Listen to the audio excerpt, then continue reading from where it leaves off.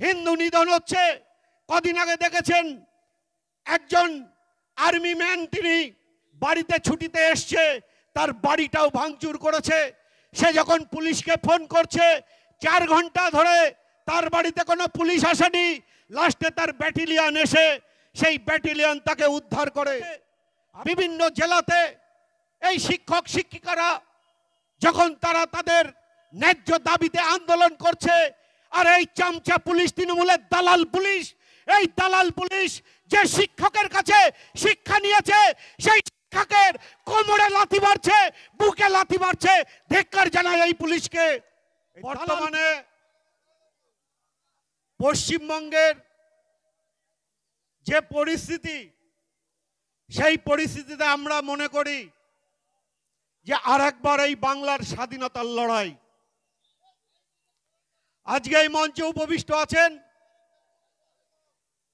এই মণ্ডলের সভাপতি সন্তু দাস, মঞ্চে উপবিষ্ট আছেন আমাদের সকলের প্রিয় মানুষ, বনগাঁ লোকসভার সাংসদ, ভারত সরকারের মন্ত্রী এবং মতুয়া মহাসংঘের সংঘাধিপতি সম্মানীয় শান্তনু ঠাকুর মহাশয়। মঞ্চে উপবিষ্ট আছেন গাইঘাটা বিধানসভার বিধায়ক সম্মানীয় সুব্রত ঠাকুর মহাশয়। মঞ্চে উপবিষ্ট আছেন পশ্চিমবঙ্গ প্রদেশের ভারতীয় জনতা পার্টির পশ্চিমবঙ্গের সাধারণ সম্পাদিকা এবং প্রাক্তন সাংসদ, সকলের প্রিয় মানুষ শ্রীমতী লকেট চ্যাটার্জি সহ 4 জন জিএস আছেন, ভাই চন্দ্রকান্ত, মীনাক্ষী দে, তারক সরকার এবং রিপন বিশ্বাস সহ আশেপাশে যে মণ্ডলগুলো আছেন সেই মণ্ডলের সভাপতি, মোর্চার সভাপতিরা এবং শক্তি কেন্দ্রের প্রমুখ বুথ সভাপতি সহ মতুয়া ভাই বোন এবং আপনারা যারা সামনে আছেন, সকলকে নূতন বছর চোখের জলে গেছে, নূতন বছর চোখের জলে যাচ্ছে। তাই সেই চোখের জলে সকলকে নতমস্তকে প্রণাম জানাই। আজকে আমাদের এই ধর্ণা, আজকে আমাদের এই সভা কি কারণে?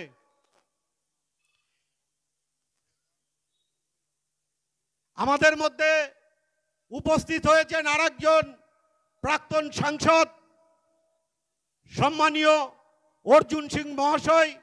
উনাকে বলবো মঞ্চে আসার জন্য। সকলে একসাথে বলুন, জয় শ্রীরাম, জয় জয় শ্রীরাম, ভারত মাতা কি। আজকে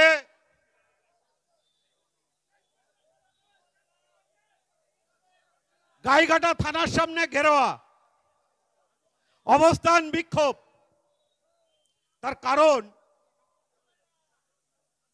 সারা পশ্চিমবঙ্গে বিভিন্ন থানায় হচ্ছে, SP office, DM office, SDO office, সমস্ত জায়গায় হচ্ছে, তেমন গাইঘাটা থানাতেও হচ্ছে। বর্তমানে আপনারা দেখছেন টিভি খুললে, সোশ্যাল মিডিয়ায় হিন্দু নিধন হচ্ছে, হিন্দু নিধন হচ্ছে, হিন্দু নিধন হচ্ছে। তার কারণ কিছুদিন আগে আপনারা দেখেছেন 26,000 শিক্ষক শিক্ষিকা যাদের চাকরিটা চলে গেল এই মমতা বন্দ্যোপাধ্যায়ের জন্য, তার সরকারের জন্য।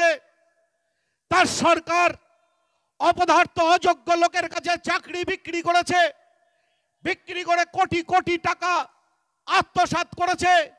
সেই অযোগ্যদের জন্য এবং এই সরকারের জন্য 26,000 লোকের চাকরি চলে গেল, স্কুল শিক্ষক শিক্ষিকাদের।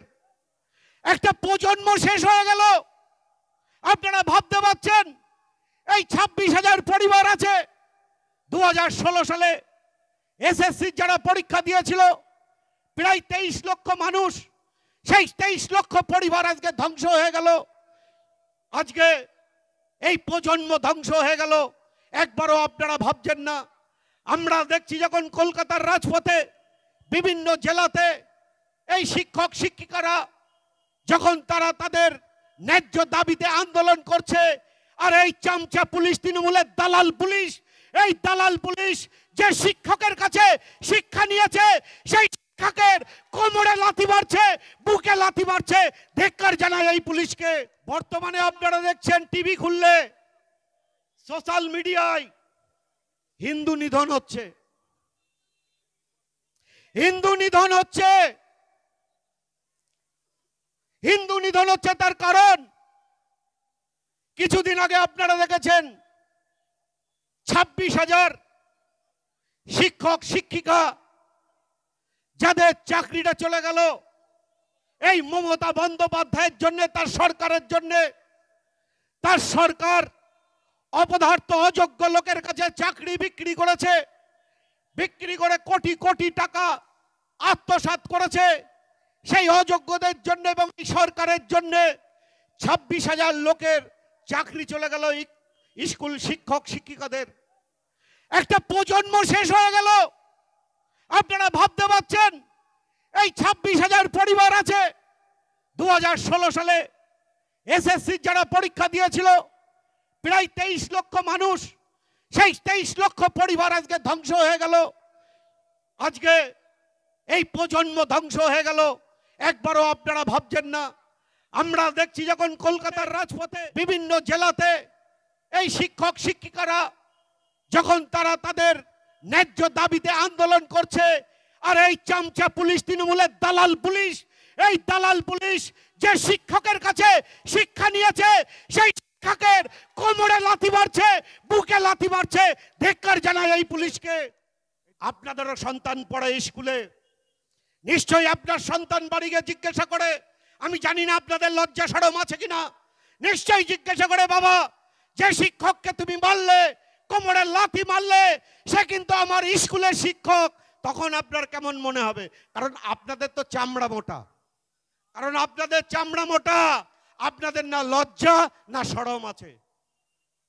দালালির একটা সীমা। যেখানে মুর্শিদাবাদে হিন্দু নিধন হচ্ছে, কদিন আগে দেখেছেন একজন আর্মি ম্যান, তিনি বাড়িতে ছুটিতে এসছে, তার বাড়িটাও ভাঙচুর করেছে।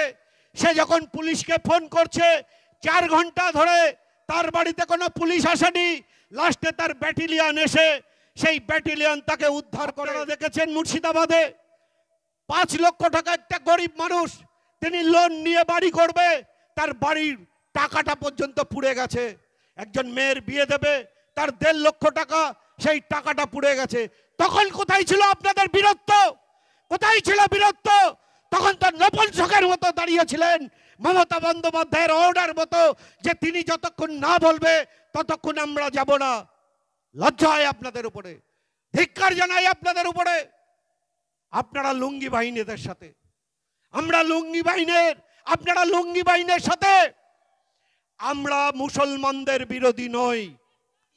যে মুসলিম রাষ্ট্রবাদী, যে মুসলিম ভারত মাতার জয় বলে, যে মুসলিম বন্দে মাতারাম বলে, যে মুসলিম জাতীয় সঙ্গীত গায়, যেমন ডক্টর এপিজে আব্দুল কালাম, আমরা তাদের সাথে। রোহিঙ্গাদের বিরুদ্ধে আমরা জেহাদিদের বিরুদ্ধে, আমরা সন্ত্রাসবাদীর বিরুদ্ধে, মৌলবাদীর বিরুদ্ধে। আর সেই মৌলবাদী ঢুকিয়ে যাতে এই 26,000 চাকরির যে আন্দোলন, সেই আন্দোলনকে নজর ঘোরানোর জন্য মমতা বন্দ্যোপাধ্যায় তিনি সৃষ্টি করে এই দাঙ্গা তৈরি করেছেন, যাতে 26,000-এর দিক দিয়ে মানুষের নজর চলে যায়।